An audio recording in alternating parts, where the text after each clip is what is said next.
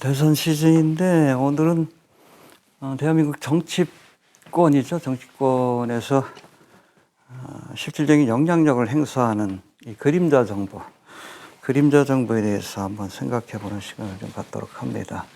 우리가 그냥 그림자 정부라고 얘기하지만 사실은 여기도 계파가 있어요.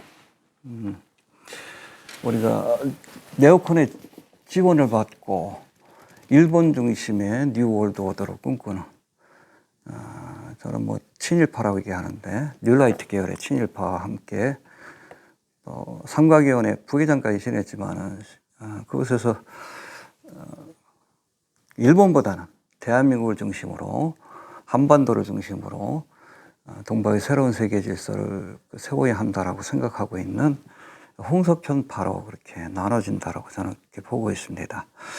잠깐 한번 봅시다. 이거 5월 2일 날 올린 글인데 내용을 한번 더 살펴봅시다. 홍석현의 다음 선택은 이재명인가?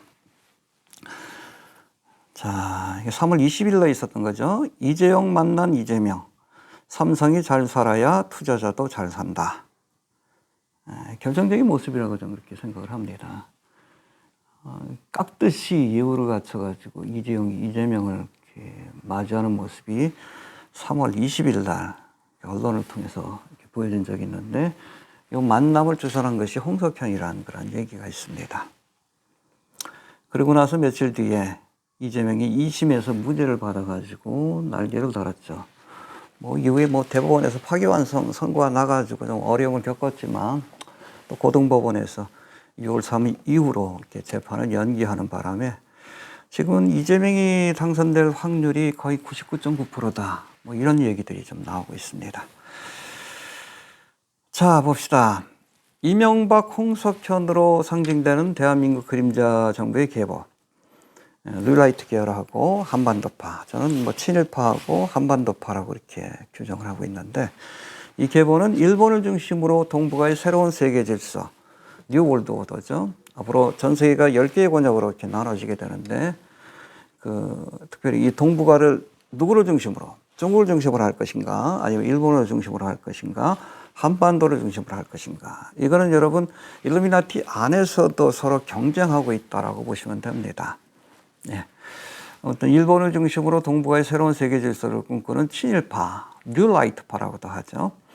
와 한반도 중심으로 동북아의 새로운 세계 질서를 꿈꾸는 한반도파.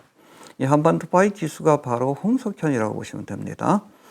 뉴라이트로 불리기도 하는 친일파의 대표적인 인물이 이명박이라면, 그래서 뉴라이트 운동을 들여온 사람 자체가 이명박이죠. 김진옥 목사하고 함께. 이것을 이어받은 것이 윤석열 정부고 또 그것을 뒷받침했던 김진옥 목사의 역할을 했던 그런 정치권 목사가 바로 정광훈과 소년보다라고 이렇게 보시면 됩니다. 아무튼 이명박이라면 한반도파의 대표적인 인물은 삼각위원회 부회장까지 지내면서 회장 자리까지는 가지 못했어요.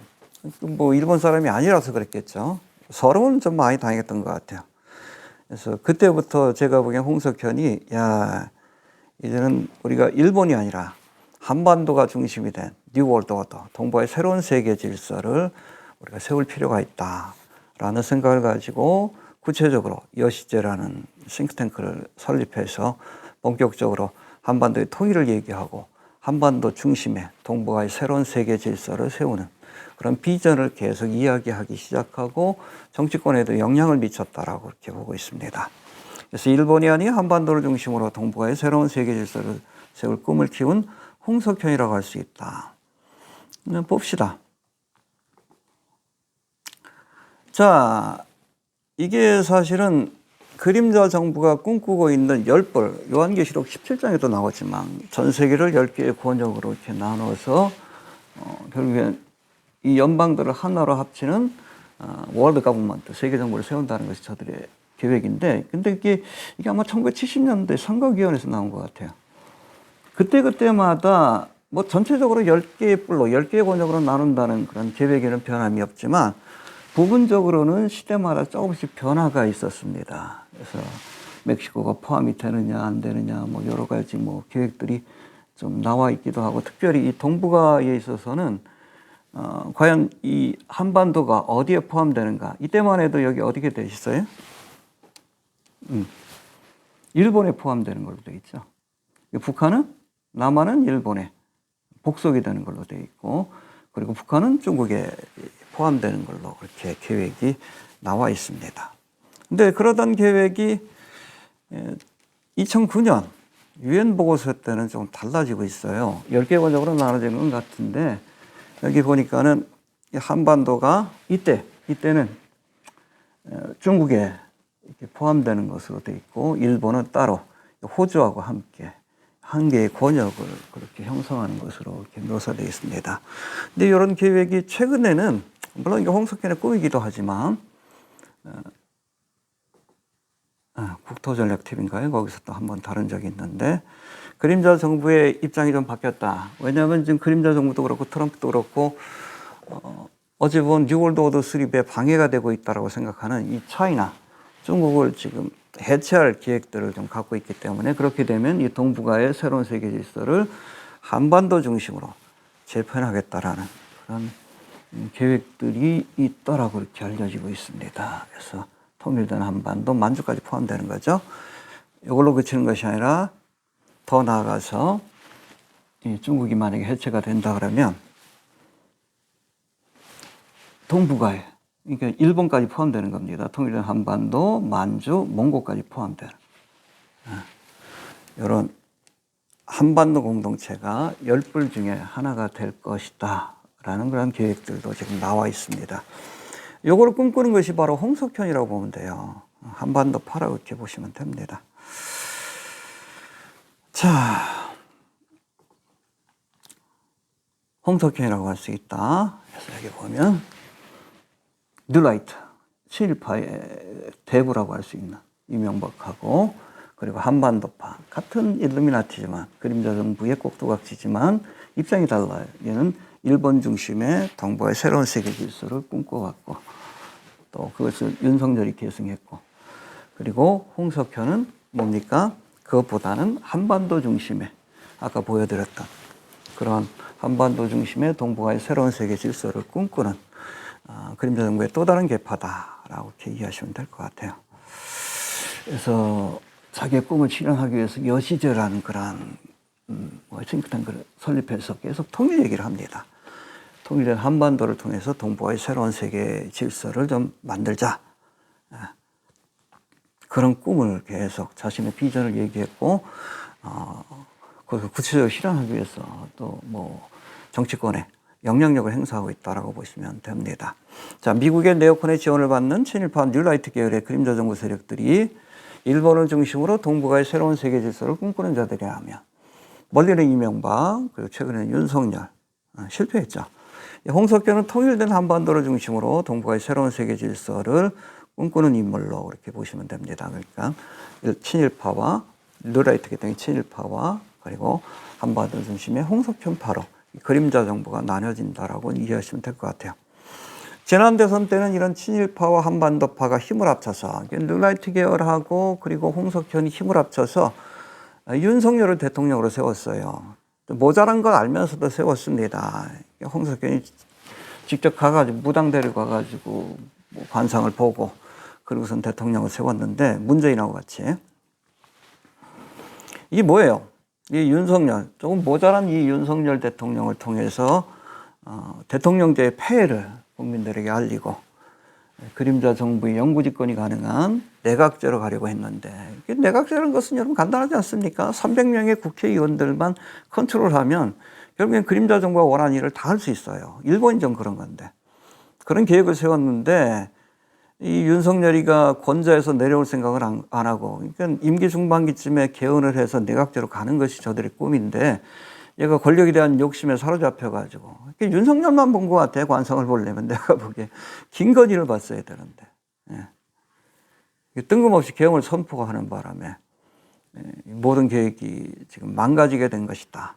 그렇게 보시면 됩니다. 한덕수가 뭐 지금은 탈락을 했지만은 자기가 대통령이 되면 뭐 3년 안에 개헌한다. 그게 뭐예요? 바로 그거 원래 계획대로 자기가 계승하겠다라고 했는데 그것조차도 지금 실패로 돌아갔죠. 그렇게 보시면 됩니다. 더구나 미국에서는 지난 12월에 당선된 트럼프로 인해 뉴라이트의 뒷배 역할을 해서 네오콘을 박살내는 바람에, 그렇죠? 네오콘은 지금 박살내고 있죠. 한번 볼까요? 네오콘의 해외 공작금인 NED, USAID를 폐쇄하고 NED, 뉴라이트, 우리나라의 극우 집단들의 지원 자금 역할을 했던 NED의 자금을 끊어버렸습니다. 극우 세력들이 지금 집회를 하는데 굉장히 어려움이 있어요. 왜? 오시는 노인 양반들한테 좀 돈을 좀 해야 되는데 자금이 끊어져 버리니까 그게 힘들어진 겁니다. 그 여건이 지금 뉴라이트 계열에 있는 친일파들에게 굉장히 어려운 여건으로 바뀌고 있다. 그리고 오히려 한반도파인 홍석현의 꿈을 실현할 수 있는 좋은 국제적인 환경이 만들어지고 있다. 그렇게 이해하시면 될 것 같아요. 자, 국내에서도 친일파, 뉴라이트의 그림자 세력들이 설 자리가 좁아지게 된 것인데 이 틈을 비집고 홍석현이 통일된 한반도를 중심으로 동북아의 새로운 세계 질서를 세우려는 자신의 야망을 실현하기 위해 그래도 뭐 차선책이지만 윤석열을 통해서 내각제로 가는 것이 첫 번째 계획이지만 그래도 이재명이 적어도 이 한반도 통일의 문제에 있어서는 자기하고 코드가 맞을 것이다라는 생각을 했는지 이번에 이재명을 택한 것 같다. 또 그런 결과가 지금까지 좀 이어져 오고 있고, 또 고법에서도 이제 선거를 유예하는 바람에 이재명이 대통령이 되게 되면 모르겠어요. 아마 한반도 통일, 적어도 트럼프하고 좀 호흡을 맞춰서 북한을 개혁 개방의 길로 이끄는 일에 앞장을 서게 될 것 같다라는 생각이 좀 듭니다. 그렇죠? 지난번 대선 때인데 그때는 누구를 선택했습니까? 홍석현이 윤석열을 통해서 내각제로 가려고 했는데 그게 실패하고 나라가 이렇게 망가지니까 기업들도 힘들어지잖아요. 예. 일루미나티 연결되지 않은 기업들이었는데 결국에는 차선책으로 이번 대선에는 이재명을 택한 것이 아닌가 그런 생각이 든다는 겁니다.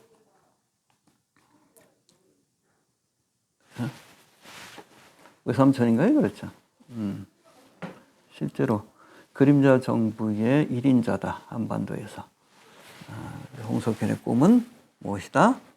한반도 중심의 동북아의 새로운 세계 질서. 아마 새로운 세계 질서가 뉴월드 오더가 세워지면 자기가 동북아의 왕, 10불 중에 하나가 되는 것이 제가 보기엔 궁극적인 이 홍석현의 꿈이 아닐까라는 생각이 좀 들기도 합니다. 그래서 둘이 손을 마주 잡은 것 자체가 그 뒤에 홍석현이 있고 홍석현이 자신의 꿈을 실현할 그러한 대상으로 도구로 이재명을 택한 것이 아닌가라는 생각이 좀 듭니다. 이후로 여러분 보수 논객들이 그렇죠. 갑자기 윤석열을 이렇게 비판하고 이재명을 칭찬하기 시작합니다. 이재명 대표에게 반했다. 그렇죠? 재밌죠? 보이지 않는 손이 있죠. 누구? 홍석현 그림자 정부라고 이렇게 보시면 된다고 봅니다. 자, 모든 것을 떠나서 6월 3일에 누가 대통령이 됐다. 이제는 우리 그리스도인들이 나라 걱정, 경제 걱정, 전쟁 걱정에서 벗어나서 주님 오시는 날까지 평안한 가운데 믿음 생활하며 또 마지막까지 복음을 전하는 일에 여기에만 힘쓸 수 있도록 우리가 좀 기도해야 할 겁니다. 왜 이번에 탄핵 사태 벌써 6개월째 끌고 있는데 왜 우리가 나라 걱정해야 되고 정치 걱정을 해야 되고 또 헌법을 공부해야 되는지 어떨 땐 좀 답답하기도 해요. 어찌됐든 한반도 파든 무슨 파든 어찌됐든 나라를 좀 살리고 민생 문제를 해결하고 경제 문제를 해결할 수 있는 좋은 지도자가 세워질 수 있도록 우리가 기도해야 할 줄로 그렇게 믿습니다. 그러므로 내가 첫째로 권하니 모든 사람을 위하여 간구와 기도와 도구와 감사를 하되 임금들과 그렇죠? 대통령과 높은 지 우리 국회의원들 이런 사람들을 위해서 기도해라. 왜입니까? 우리가 평안한 중에 우리가 모든 경건과 단정한 중에 고요하고 평안한 생활을 하려 함이라. 우리를 위한 거라는 거예요. 여튼 주님 오시는 날까지 정치 걱정, 나라 걱정하지 않도록 평안한 가운데 믿음 생활할 수 있도록 우리가 기도해야 할 줄로 이렇게 봅니다. 깨어 있읍시다.